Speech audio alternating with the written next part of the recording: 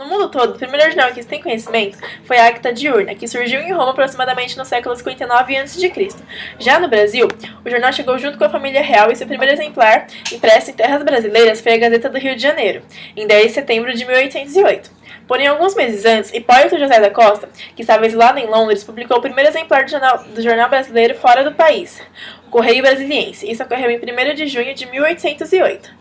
Esse jornal só foi permitido de circular até o ano da independência, em 1822. Com o passar dos anos, outros jornais importantes surgiram, mas os que mais se destacaram foram o País e a Gazeta de Notícias. Agora, aproximadamente no ano de 1852, os jornais se tornaram um pouco mais estruturados e alguns eram dirigidos para as mulheres. O tempo foi passando e houve a chegada das ferroviárias, que facilitaram a distribuição de jornais, tanto na entrega das residências quanto nas editoras. Já no ano de 1923, foram implantadas máquinas que agilizavam e produziam cada vez mais. E, finalmente, nos dias de hoje, os jornais ainda são importantes, mesmo que em meio a tanta tecnologia. Porém não ocupam o mesmo espaço que antes. Hoje disputam espaço com a internet e a TV.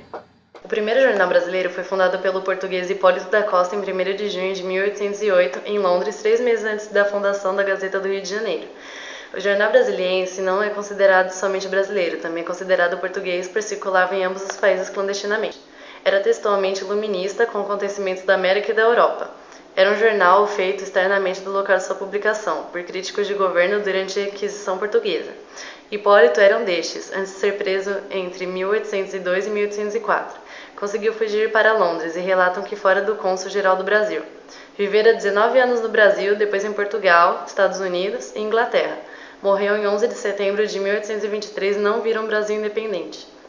A pergunta é, como pode ter um jornal redigido em Londres sem meio de comunicação e com notícias de várias partes? Hipólito recebia essas notícias com 2 meses de atraso e incrementava os textos com suas análises que atraíam a atenção do público. Cada matéria com mais de 10 páginas. Era preciso sobre previsões políticas e sociais. No século XIX, os jornais eram entregues a pé, onde os entregadores iam de casa em casa para vendê-los. Com o passar do tempo, os mesmos passaram a utilizar a bicicleta para agilizar esse processo. Assim, as editoras passaram a contratar seus próprios entregadores, onde além de entregar os mesmos, faziam uma propaganda para empresas e os clientes. Em torno de 1970, os setores de produção de jornal iniciaram um trabalho intenso das máquinas fotocompositoras, usadas em impressão em relevo. A invenção da fotocomposição, baseada em processos fotográficos, acelerou a produção e reduziu os altos custos de despesas gerais da impressão em relevo. Além disso, a fotocomposição funcionava bem melhor e mais rápida que as outras. É alguém que tem pouco tempo e precisa das informações o mais rápido possível. Tanto que muitos editores de jornais, eles usam mais imagens para facilitar a leitura. Tanto que os jornais também ele é dividido em pequenos tópicos para facilitar, e as letras são bem maiores. E também para fácil entendimento e para que o leitor grave cada vez mais as informações e aplique ou use no seu dia a dia, eles usam palavras um pouco mais fáceis e de melhor entendimento. A notícia é uma forma de divulgar o acontecimento por meios jornalísticos. É considerado uma das mais importantes partes do jornalismo. Para escrever uma notícia, são necessários 5 requisitos básicos. Qual foi o acontecimento, onde ocorreu, quando aconteceu, por que aconteceu e quais foram as consequências.